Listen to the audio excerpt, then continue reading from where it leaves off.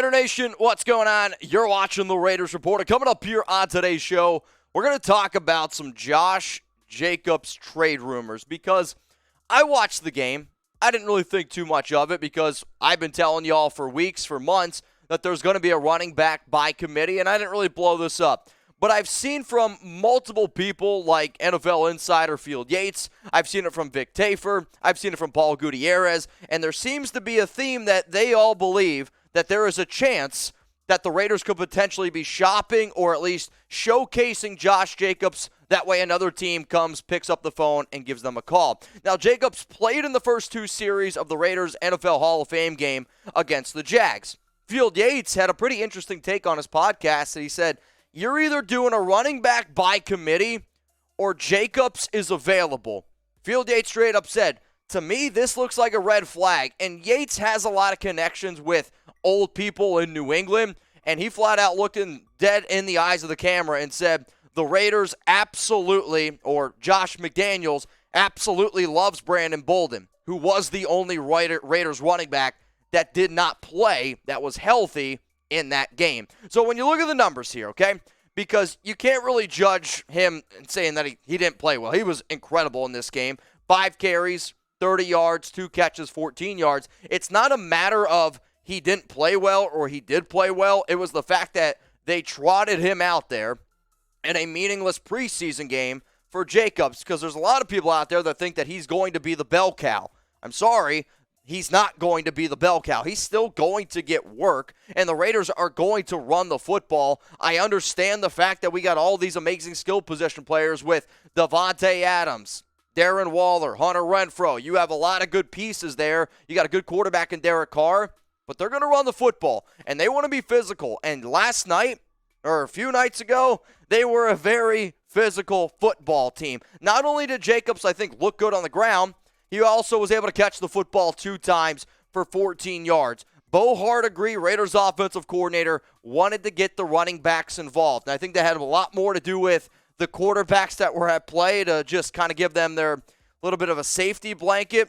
But overall, I thought that they looked pretty good from top to bottom. So what I figured I would do here is break down my personal opinion of whether or not I think that these trade rumors are legitimate, which I will get to a little bit later on in today's show. But I do know a lot of things out there happen, stories pick up, and it is my job to be able to come up here on the Raiders Report and give you guys my 2 cents and give you my opinion. I will say, if a trade happens, I'm going to be live. I don't care if it's my off day. I don't care what the hell's going on. I'm going to be sprinting to the studio, man, because it's going to get wild. So if you haven't already, hit that subscribe button for free Raiders videos. We're going to go live every single Tuesday, live for every preseason game, live for every regular season game. So if you're at home, you don't know how to watch the game, I promise you, we're going to have a good time around here. So coming up now, we're going to be looking at what Paul Gutierrez, who works for ESPN, had to say. We're going to look at Vic Tafur, what he had to say from The Athletic, because they had some interesting takes, and, you know, I seen this out there, and I was like, all right, I can understand what they're saying, but they didn't think it was a good idea, or they didn't think it was good for Josh Jacobs that he was playing in the Hall of Fame game. This is what Tafur had to say on Twitter. Josh Jacobs starting in the Hall of Fame game speaks volumes. I think it speaks volumes that it's not just this is Josh's backfield, and it's here we go. No, that's not the case. It's going to be a committee. Tafur also said this in a response to that tweet because the thread started to go down. I will write about it if he was if he was their premier back, he wouldn't be playing 2 drives against scrubs on August 5th, especially with his injury history, which I 100% agree in that. Gutierrez said Josh Jacobs playing in the Hall of Fame game, ... discuss. They were trying to create a narrative here. I will admit that Gutierrez has been just really, really off in terms of his takes the whole offseason. Even guys like Tafur, who's usually pretty on, he was really off on the head coaching decisions. He's been pretty off on Brandon Parker being the starting right tackle. I think, realistically, ever since Michael Gehlken left, Raiders beat writers have been pretty bad from top to bottom. But Gutierrez has written about Jacobs' contract issues, and this has been something that we talk about Darren Waller. We look at Denzel Perriman. It doesn't really get brought up, though, but what if Jacobs, who had his 5th-year decline, isn't happy, and he understands that, hey, we need to start going out there and we need to start playing. Now, this is what Gutierrez had to say. With the additions of Brandon Bolden in free agency and Zamir White in the draft and the return of Kenyon Drake from a broken right ankle, there is a chance that Jacobs' production might go down in the potential running back by committee scheme, thus potentially hindering future earnings. No, and what I think he's trying to say there is, if you're Josh Jacobs, who's entering year 4, you had your 5th-year option declined, you want to hit that big payday because a lot of times running backs, their shelf life is short. So if you don't know how many years you have left in the NFL, you might try to cash in. And if you don't believe that it can potentially happen with the Raiders, maybe you ask for a trade. I don't know. I do know this, though. The past 3 seasons, over 200 carries. He's been a very good running back, and you can say what you want about Zamir White.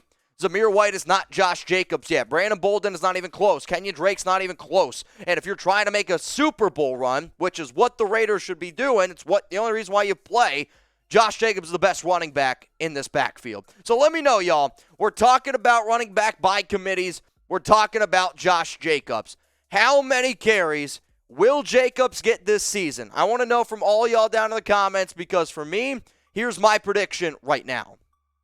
I've crunched the numbers. I looked at past running backs that were taken in the first round by New England guys. The number that I'm going to come across here is 238 carries, which is about 14 per game. I can also sprinkle in that he's probably going to get another 2 catches per game as well, so around 16 touches a game. I think that's pretty good considering the fact that you got to target Devontae, you got to target Hunter, you got to target Darren Waller, the receivers that you got. There's going to be a lot of mouths to feed. So don't get it twisted when you hear everyone saying, oh, running back by committee.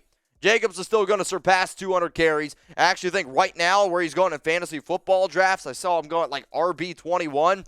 Personally, I think it's one of the best value picks out there because I see him getting double-digit touchdowns. Now, not only do I make videos on YouTube, I make videos on locals, and a lot of times on locals, I talk about topics, and then 2 months later, other people start talking about them. It's all good. The video that I made, I'm going to say this one was on June 29th. It was, history suggests that Josh Jacobs won't lead the Raiders in rushing. And I talk about the running back by committee. I talk about Josh McDaniels. I talk about a lot of the things that are just being brought up right now. So if you're already a member on Locals, you'll kind of know where I'm going to go with this. But if you aren't and you want even more exclusive content, you can join us at RaidersReport.locals.com, or you can scan that QR code. You get an extra live video every week. You get 2 extra exclusive videos every week. It's really probably just for diehard Raider fans out there. It is free to join the community. We're getting close to 2,000, but if you want that exclusive content, because I do it on my off days or I do it in my spare time,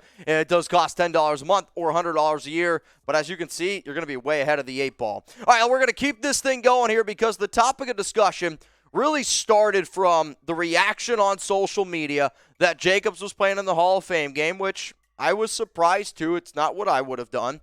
But Yates flat out said, these are the 2 things. It's either going to be a heavy running back by committee, like very, very split work, or the Raiders are trying to show him off for a trade. So here's my question to all of you.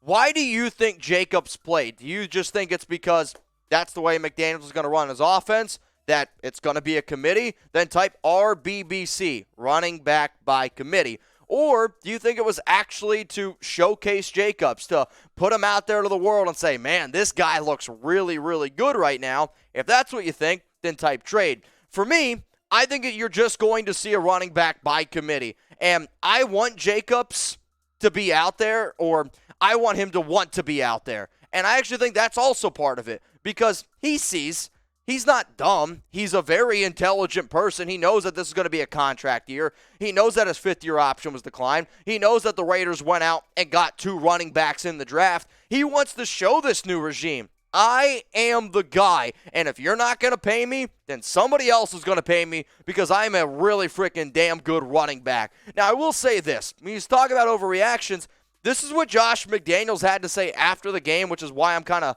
pumping the brakes on all this trade talk.